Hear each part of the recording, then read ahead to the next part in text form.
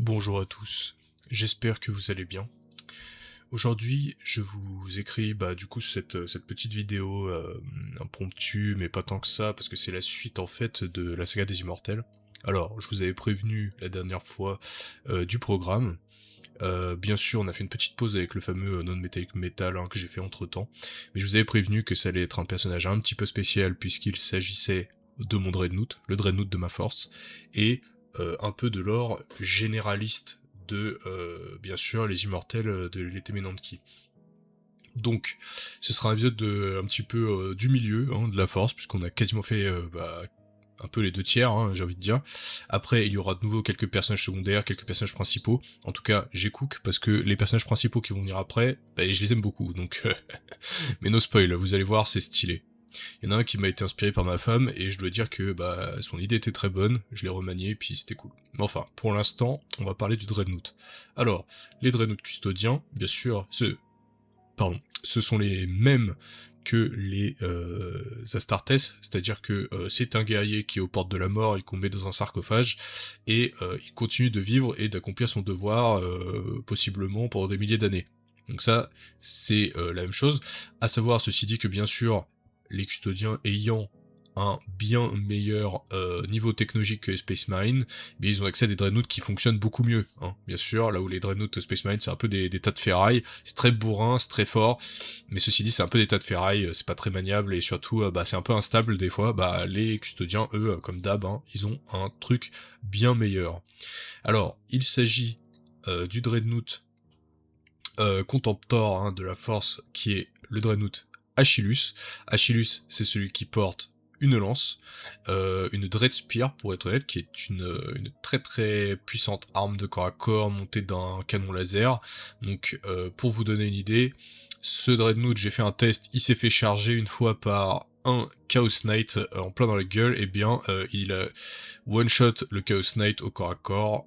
Bon, c'était pas un Chaos Knight full buff, etc. Mais ceci dit, c'était quand même un gros Knight, c'était l'équivalent d'un Questoris, mais version KO. Et Quentin, il a dit, je comprends pas pourquoi j'ai acheté ce modèle si je me fais body par un pauvre Dreadnought. Bah voilà, ça c'est un peu la puissance d'un Dreadnought custodien en général. Et du coup, comment il s'appelle ce Dreadnought? C'est Nebuchadnezzar, un pseudo, un titre que vous aurez reconnu si bien vous avez vu certains films, lu certains livres. Nebuchadnezzar, qui est un roi antique, bien sûr, donc on reste encore raccord avec la saga des Immortels qui se trouve un peu dans l'Antiquité humaine, mais surtout, voilà, c'est aussi le nom, il faut pas l'oublier, du vaisseau de Morpheus dans Matrix. Et oui, le Nebuchadnezzar, bien sûr, pour ceux qui n'ont pas oublié, dans Matrix 1. Du coup, lui, ce n'est pas Nebuchadnezzar tout court, c'est Nebuchadnezzar 2, parce que vous verrez que il y avait un Nebuchadnezzar 1. Et en général, les 1, les 2, les 3, on les appelle comme ça parce que c'est une lignée royale, et c'est pas pour rien. En fait, Nebuchadnezzar, vous verrez que c'est un personnage un petit peu particulier parce que son titre, c'est le dernier roi de Kandar. Et le dernier roi de Kandar, eh bien, on va le voir dans l'histoire que je vais vous lire, c'est-à-dire que, effectivement, il descend d'une lignée royale. Et vous allez me dire, oui, mais attendez, c'est bizarre, parce que dans l'Imperium, surtout avec les custodiens, ils ne reconnaissent comme roi ou comme souverain que l'empereur. Et bien justement, vous allez voir, ça va poser problème. Et oui, parce que les custodiens, c'est pas tout rose. Donc, on le nomme le dernier roi de Kandar, le custodien du Moritois. Alors le Moritois, c'est l'ordre des custodiens qui s'occupent des Dreadnoughts. Moritois, c'est tout ce qui est Dreadnought Contemptor, Dreadnought Gatus, Achillus, et également les Dreadnought Télémon. Donc basiquement c'est ça. Et son dernier titre, c'est l'ancien de la guerre, parce que c'est un vieux guerrier, c'est un des premiers custodiens de l'empereur, et c'est un Dreadnought. Donc on s'imagine très bien qu'il a morflé et qu'il est maintenu en vie dans son sarcophage, voilà. Et d'ailleurs, en parlant de ça, on a Zamashir Mitra, notre ami Leto, le GOAT, qui dit ceci à l'adresse de Nebuchadnezzar. Il dit: la mort l'avait libéré de son serment, mais l'honneur lui dictait de prolonger son service. Donc oui, effectivement, la mort est venue le chercher, mais par honneur, eh bien, il est resté en vie pour servir. Parce que vous savez que seule la mort met fin au devoir, eh bien, la mort, il l'a esquivé. Parce que il a une volonté et un honneur qui dépassent de beaucoup celui des combattants ordinaires, comme les custodiens en général. Mais ceci dit, vous allez voir que cet honneur, contrairement aux autres custodiens, eh bien, ça lui porte un petit peu préjudice, parce que l'honneur à tout prix, ça peut être un petit problème, si c'est couplé à une forme d'orgueil ou de fierté, bah c'est pas forcément génial, et vous allez voir que Nebuchadnezzar, il le regrette un peu parfois cet honneur, et bien sûr, c'est une citation donc que j'ai écrit là et dite par Leto, mais que j'ai trouvé sur une carte Magic. Je crois que c'est le Phantom Night Orchid, une des cartes un peu classiques de Magic, jeu de cartes, et qui représente un fantôme de chevalier qui continue de se battre. Et du coup, j'ai repris cette citation. Et vous allez voir que ce n'est pas la seule citation que j'ai reprise à mon compte pour ce bon Nebuchadnezzar, parce qu'il y a d'autres choses que j'ai reprises, mais pour l'instant, eh bien, je ne vous dis pas plus, on va lire un petit peu son histoire et son lore. Alors, ça, c'est le lore généraliste du custodien, et puis après, je passerai un petit peu sur les détails. Quand je l'ai écrit, ce lore, eh bien, en fait, au début, je l'avais écrit sous la forme d'une histoire ancrée dans une narration vraiment classique, dans le sens où on décrivait l'action, etc. Là, j'ai voulu faire un petit peu plus dans le world building et comment est-ce que Nebuchadnezzar s'inscrit dans ce world building, et en fait, même si on ne dit pas, il n'est pas vraiment le centre de l'action de ce qui se passe, eh bien on comprend tout ce qu'il subit et tout ce qu'il a vécu de négatif en fait, ce mec, parce que vous allez voir que c'est une âme en peine un peu. Alors, du coup, le dernier roi de Kandar, quel est son passé? Eh bien le voici. Kandar avait été, durant la longue nuit, un rempart de vertu et de protection pour son peuple, contre les hordes techno-barbaresques des vastes steppes désolées de Terra. La cité, soucieuse de préserver ses habitants, vit le tonnerre gronder à l'ouest et implora l'empereur, nouvellement révélé, de préserver son autonomie, en échange de la bonne foi de ses sujets, et de leur labeur dans l'impérium naissant. L'empereur refusa cette offre, car sa volonté était totale, et avec elle ses ambitions de contrôle absolu. Le roi de Kandar, Nebuchadnezzar Ier, voyant les rangs des guerriers tonnerres approcher de ses portes, décida de prendre les armes aux côtés de ses propres soldats. En Kandar, la tradition voulait que le souverain mène ses propres batailles. Les guerriers tonnerres s'avancèrent. Et lorsqu'il fut temps de se battre, le roi leva son épée à son front et jura, par l'ancien serment de son peuple, « Ici je suis, ici je reste ». La bataille se termina. L'empereur pénétra dans les halls de Kandar détruites et découvrit, caché dans le donjon, un nourrisson de sang royal, l'héritier du roi défunt. L'empereur prit alors le nourrisson entre ses mains, reconnaissant son potentiel. Voyant que le petit humain avait assisté au massacre des siens et de sa cité, il lui prononça alors un oracle. « Puisses-tu vivre éternellement et te souvenir de ce jour ?» Nebuchadnezzar II fut ainsi maudit ce jour-là. Le nourrisson devint un enfant, l'enfant devint un homme, et il vécut, et il mourut, et il naquit de nouveau. Nebuchadnezzar II porte la bénédiction et la malédiction de l'empereur, la vie éternelle d'un être d'or et le souvenir impérissable de ce qui fut. Et aujourd'hui, il est le roi d'une cité qui n'existe plus. Nebuchadnezzar se souvient. Il se souvient de son père, un roi juste, massacré par l'empereur. Il se souvient de sa mère, abattue par les guerriers tonnerres. Il se souvient de sa cité, détruite par les ambitions de celui qu'il appellerait désormais son seigneur éternel. Nebuchadnezzar se souvient. Et voici, c'est la fin. Donc là, si on a compris, basiquement, Kandar, c'était une des cités vaguement fortifiées et libres. C'est une cité de mon invention. Durant les premières années de la conquête de Terra par l'empereur, hein, durant les guerres d'unification, le tout début en fait.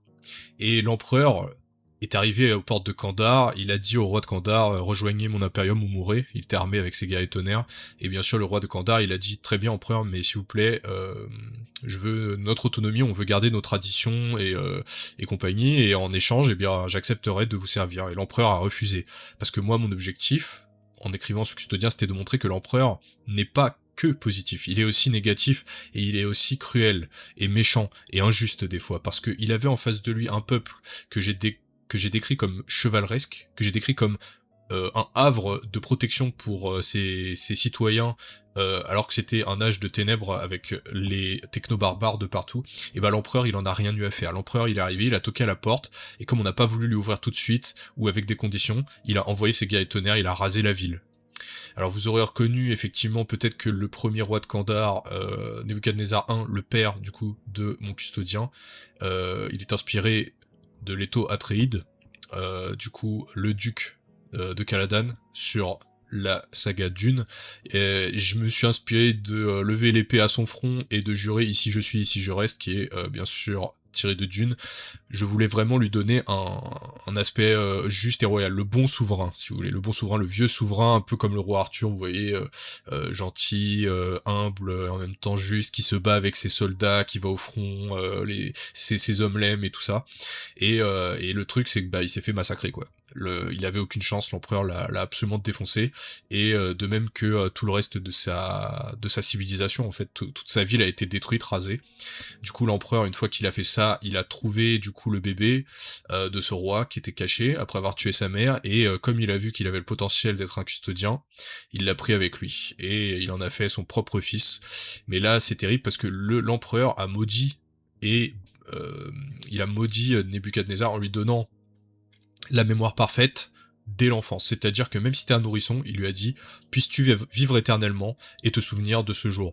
Parce que du coup, Nebuchadnezzar a des souvenirs de même quand il était nourrisson, et imaginez-vous que c'est un custodien qui sait pertinemment que l'empereur a tué toute sa famille et tué tout son royaume, en fait. Et a tué tous les gens bien. Et du coup, Nebuchadnezzar, c'est un custodien très morose. C'est quelqu'un qui parle pas beaucoup, hein. C'est un vieux monsieur qui est très très austère. Il a pas beaucoup d'amitié, etc. Mais basiquement, en fait, il est triste, et bah c'est un custodien, donc il répond aux devoirs des custodiens, mais voilà. Je ne sais pas s'il aime l'empereur ou des choses comme ça je vous laisse vous faire votre propre idée, mais globalement, hein, c'est quelqu'un qui est assez sinistre, voilà.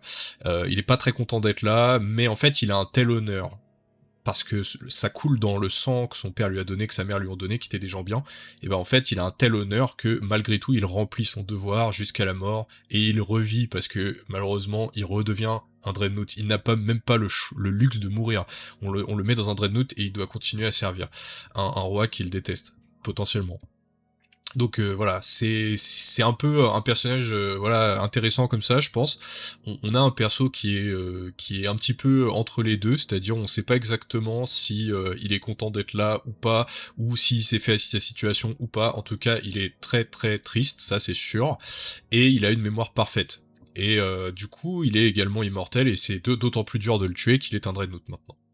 Et du coup, ça, on le retrouve dans son haut fait, que je vais vous lire. Son haut fait que j'ai voulu lier au thème de la mort, qui n'arrive pas à le saisir, parce que lui, peut-être qu'il aimerait mourir, mais c'est un peu difficile de mourir quand vous êtes un Dreadnought. Voici son haut fait. Nebuchadnezzar connaît bien la mort. Elle est pour lui comme une ancienne maîtresse, toujours désirée, mais pourtant désintéressée depuis bien longtemps. Il la cherche, il la convoite, il la provoque. Mais elle ne répond jamais à l'appel, pas même lorsqu'à 200 contre 1, et que la plupart des systèmes de son sarcophage étaient endommagés, la mort n'est venue offrir le repos à Nebuchadnezzar. Après le carnage, seul il demeurait, entouré des rangées de guerriers moindres, tombés sous la morsure de sa lance, et seul il resterait. Donc on a vraiment l'idée que c'est quelqu'un déjà de solitaire, c'est-à-dire que même au combat il est seul, il n'éprouve pas de plaisir à faire ce qu'il fait, et en plus de ça la mort l'esquive, c'est-à-dire même à 200 contre 1, parce que je pense qu'un Dreadnought Contemptor contre du civil ou contre des mecs qui sont pas forcément qui savent pas forcément ce qu'ils font, il les prend à 200 contre 1, y a pas de souci. Et bah même au comble de la mort, parce que là tous ces systèmes sont endommagés, bah en fait il n'arrive pas à mourir, quoi. La mort ne vient pas le faucher, et l'empereur lui a dit hein, puisses-tu vivre éternellement, hein. C'est un peu comme ce bon Léonidas dans 300 qui dit puisses-tu vivre éternellement comme punition et te souvenir de ta trahison. Et bien lui c'est puisses-tu vivre éternellement et souffrir pour l'éternité comme témoin de ma toute puissance et de ma cruauté, quoi, basiquement. C'est ça qu'il lui a dit l'empereur. Et bon, c'est un peu un présage un peu mystique, un peu en mode tragédie grecque et tout, donc ça j'aime bien. Il a une arme, bien sûr, sa Dread Spear, elle s'appelle le fil du foyer, hein. Donc on a l'idée qu'il est vraiment encore très animé par le souvenir de ses parents, de sa ville, de sa terre, etc. Et du coup, même s'il l'a jamais vraiment connue, cette terre, elle fait partie de lui, elle vit en lui, du coup, c'est le fil du foyer.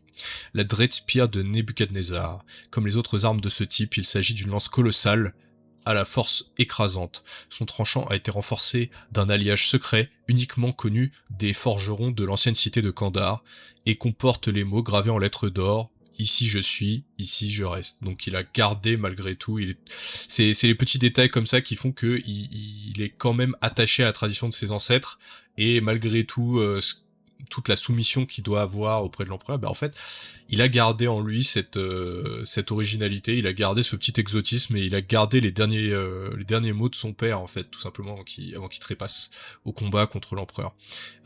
Ici je suis, ici je reste, bien sûr. Et du coup, il a pas beaucoup d'amis, bien sûr. Les autres custodiens de la force l'appellent le vieil homme aussi, hein, le old man, hein, on les imagine dire ça, un peu comme Titus avec son maître Métaurus, hein, qui l'appelle old man. Bah là, c'est un peu le délire. On l'appelle le roi de Kandar parce que même si la cité n'existe plus, en fait, quand on l'appelle roi de Kandar, c'est un peu pour le vanner. C'est dans le sens, ouais, t'es le roi de la poussière, basiquement. T'es le roi de rien parce que ça existe pas, en fait. C'est un peu une insulte, hein, pour lui, le roi de Kandar. Si vous êtes pas dans ces petits papiers, je vous conseille pas de l'appeler comme ça, parce que ça lui rappelle, en fait, ce qu'il a perdu et ce qu'on lui a pris. Donc, basiquement, un perso très très dépressif, très très complexe. Et du coup, il y a une dernière chose que j'ai écrite sur lui. C'est des paroles qui sont attribuées à son père, Nebuchadnezzar Ier, et elles sont prononcées à son fils, du coup, Nebuchadnezzar II, notre Dreadnought, notre custodien, qui, quand il était encore un nourrisson, en fait, basiquement, le roi l'a pris dans ses bras et lui a parlé. Et là, on en parlera après, mais je pense que s'il y a des goats dans mon audience, s'il y a des vrais, eh bien peut-être que vous reconnaîtrez cette citation que j'ai légèrement modifiée, hein, mais qui vous rappellera des souvenirs, hein, si vous êtes des vrais. Je vais vous la lire, vous me dites si vous avez trouvé, et puis après on en parle. Alors voici la citation de Nebuchadnezzar Ier pour son fils. Mon fils, au jour de ta naissance, même le vent de notre pays a murmuré ton nom. Mon enfant, c'est avec fierté que je te verrai grandir et devenir une arme au service de la vertu. Souviens-toi, notre lignée a toujours régné avec force et sagesse, et je sais que tu feras preuve de retenue dans l'exercice de ton grand pouvoir. Mais la plus belle des victoires, mon fils, est de faire battre le cœur de ton peuple. Je te confie cela, car, lorsque ma vie s'achèvera, toi, tu seras roi. Alors, avez-vous trouvé l'origine de cette petite citation qui a été légèrement modifiée? Et bien sûr, c'était les mots à la naissance d'Arthas, le prince de Lordaeron dans Warcraft. C'est les mots de Terenas Ménéthil, donc le roi humain, qui dit à son fils maudit, hein, basiquement, tu feras preuve de retenue dans ton grand pouvoir, tu feras battre le cœur de ton peuple, et au final, en fait, c'est devenu une abomination. Son fils, c'est devenu littéralement, il a détruit tout le royaume, il a fait un parricide, il a tué son père, il a tué tout son royaume, il a été un criminel de guerre comme pas possible, il a génocidé des espèces, etc. Donc, ça, c'est la citation qu'on entend lors de l'opening de Wrath of the Lich King, la deuxième extension de World of Warcraft sortie en 2008, qui est une des meilleures extensions, hein, bien sûr. Donc si vous connaissez la cinématique à laquelle je pense, qui est incroyable, encore aujourd'hui elle est incroyable, je vous conseille d'aller la voir, d'aller la revoir, d'aller l'apprécier. Et du coup, pourquoi j'ai pris cette citation? Eh bien, vous l'aurez compris, c'est les paroles d'un homme sage, d'un roi bon, d'un bon souverain, qui veut le meilleur pour son fils, et malheureusement son fils ne pourra pas profiter de ce meilleur, hein, malheureusement, puisqu'il y a des tragédies qui l'attendent. Donc certes, Nebuchadnezzar n'est pas un criminel et un monstre comme Arthas, mais ceci dit, il y a une ironie là-dedans, puisque effectivement, en mourant, son père, eh bien voilà, toi tu seras roi, ça veut dire que effectivement Nebuchadnezzar c'est le dernier roi de Kandahar, mais c'est un titre qu'il aurait aimé ne pas avoir et peut-être rester avec son père et sa mère un petit peu plus longtemps plutôt que de servir l'empereur. Et je trouve que ça fait assez bien le tour du personnage, et voilà, c'était un peu un personnage référencé pour le coup, je suis allé chercher des citations, des petites inspirations à droite à gauche, j'espère que vous les avez reconnues, que vous les avez appréciées. Ça, c'était Nebuchadnezzar. Et honnêtement, bah, en ce qui concerne le Dreadnought, hein, vous voyez, il est pas trop mal. Hein. Alors, je vais vous parler un tout petit peu du paint job. Le paint job de mon Dreadnought, c'est du non-metallic metal, comme d'hab. J'avais commencé par le faire à l'éponge, et je me suis dit, parce qu'il était quand même assez gros à faire, et bah finalement, vous voyez, c'était... J'ai failli avoir un burn-out hein, sur ce Dreadnought, sur ce Dreadnought, pardon, puisque en fait, l'éponge n'avait pas du tout l'effet escompté sur le non-metallic metal doré avec un modèle de cette taille et de cette forme. J'ai eu beaucoup plus de chance à l'éponge sur mon tank par exemple, mais je vous le montrerai une autre fois. Et du coup, en fait, ce qui est terrible, c'est que j'ai dû tout refaire au pinceau, c'est-à-dire que j'ai dû refaire des dégradés propres partout au pinceau, à part dans les tout petits recoins qu'on voit pas bien.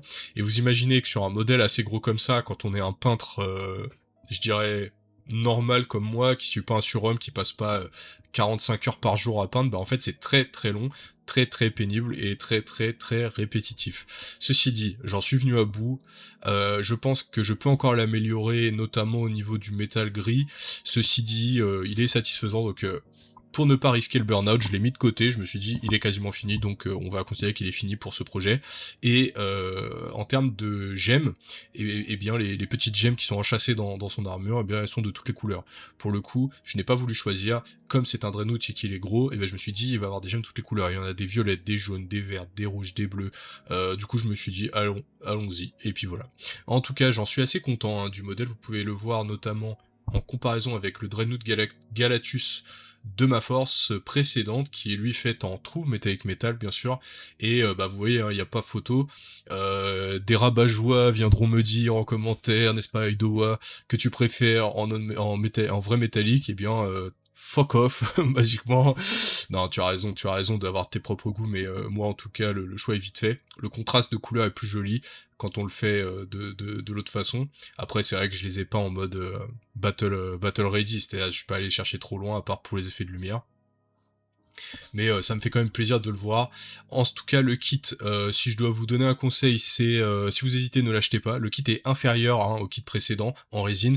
En résine, ça vous offrait des gros blocs assez détaillé comme vous le voyez, le sculpte n'a pas du tout vieilli et totalement posable, hein, vous voyez il a une pose très dynamique mon ancien Dreadnought. Là on vous vend encore un kit avec 450 pièces complètement inutiles qui vous demande de passer 8 heures au montage, de faire super gaffe à comment vous montez les pieds, les mains, parce que sinon vous allez pas pouvoir bien le positionner, etc. comme vous vouliez, alors qu'avant c'était un gros bloc par demi-membre, donc deux blocs de jambes, deux blocs de bras, et puis ensuite vous mettiez les armures et les décorations par-dessus. Là maintenant vous allez vous retrouver avec 450 pièces par membre, c'est insupportable. Games Workshop, je sais pas pourquoi ils font ça, mais c'est très pénible. Ils l'ont fait aussi sur les Saturniens, qui sont une plaie à monter comme pas possible. Il va falloir arrêter d'over-complexifier les kits, hein, Games Workshop, parce que ça ruine un peu le plaisir, je dois dire. En tout cas, j'en suis quand même très content parce que visuellement, il est très beau, donc c'est une souffrance, mais qui a servi à quelque chose.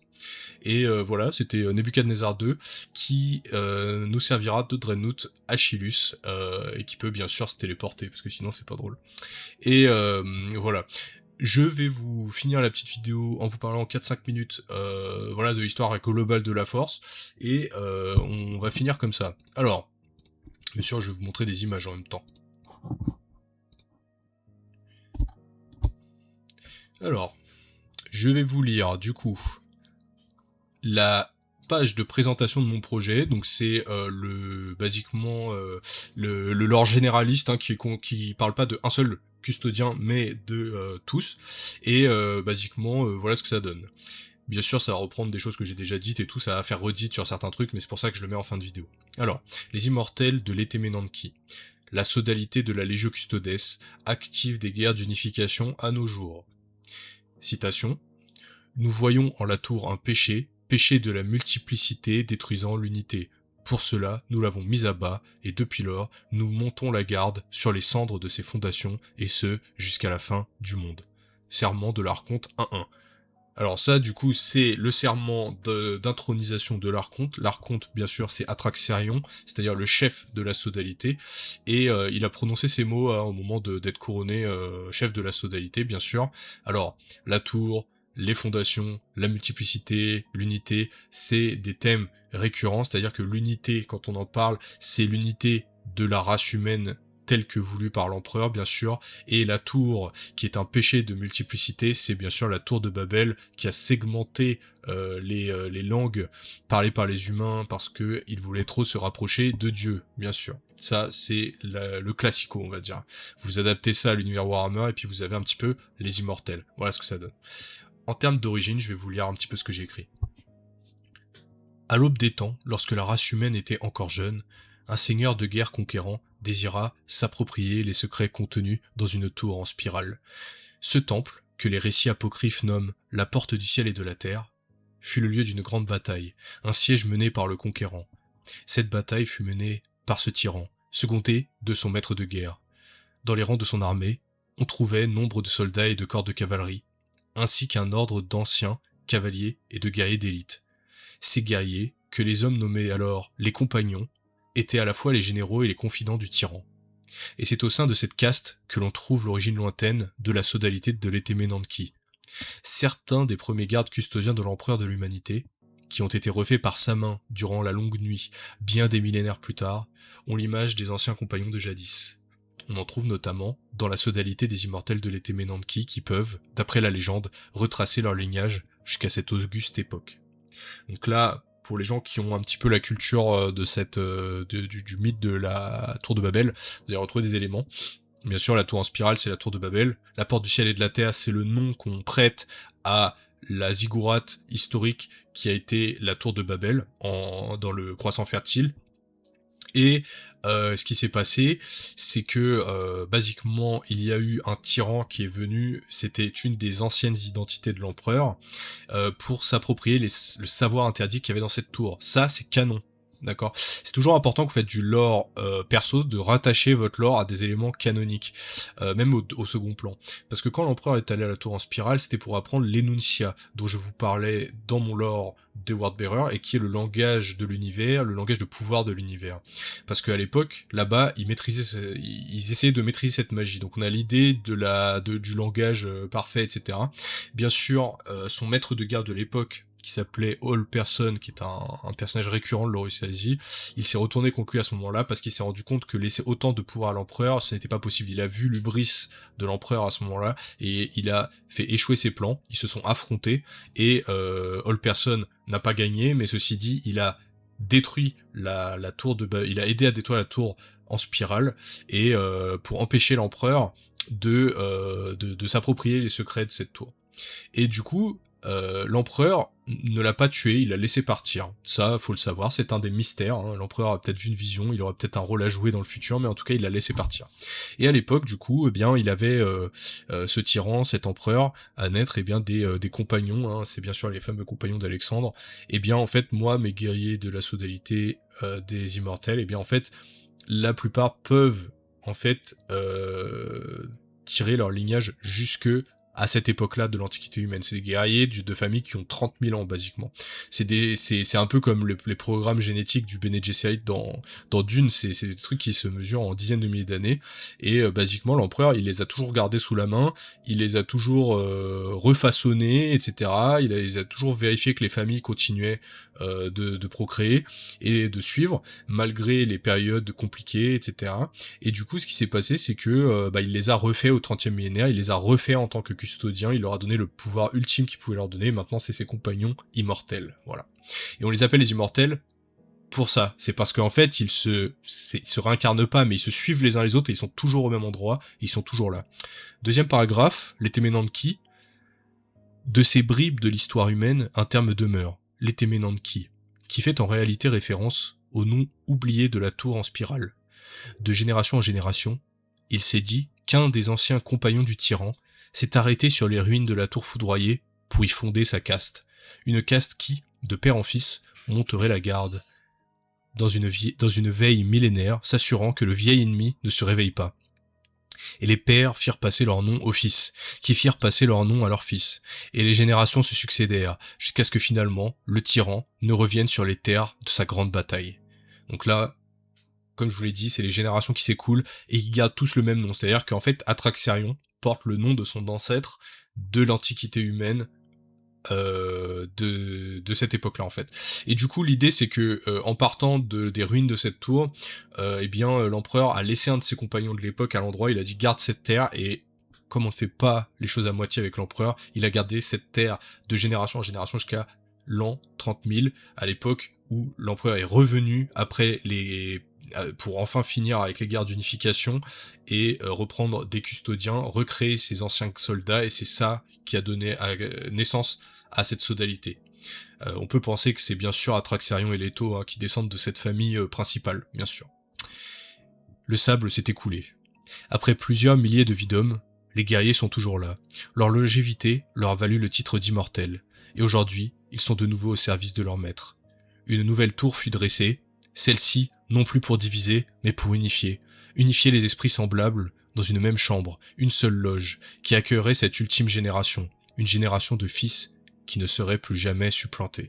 Et oui, parce que maintenant, en fait, en devenant des custodiens, ils ne peuvent plus se reproduire, c'est fini. Les custodiens sont stériles, ils ne peuvent pas se reproduire avec des femmes, donc ce qui veut dire qu'ils n'auront plus de fils. Ça veut dire que, en fait, les immortels de l'Etemenanki, ce sont les derniers fils de cette génération, de cette ascendance maudite / bénite, et du coup, on les appelle les immortels parce qu'ils sont très très forts, mais en définitive, s'il y en a un qui meurt, il est irremplaçable, puisque c'est fini. Il pourra plus passer son nom, il pourra plus passer ses traditions à son fils. Et du coup, voilà un petit peu le lore généraliste de ma force. C'est du coup une force qui a une culture basée dans ces mythes-là, qu'on avait vu dès le début, et puis surtout, qui maintenant est partie, bien sûr, mais leur base d'opération, c'est une tour, c'est une ziggourate qui a été reconstruite à l'endroit de la tour de Babel, et qui leur sert de base, en fait, quand ils sont sur Terra, même s'ils y sont pas souvent.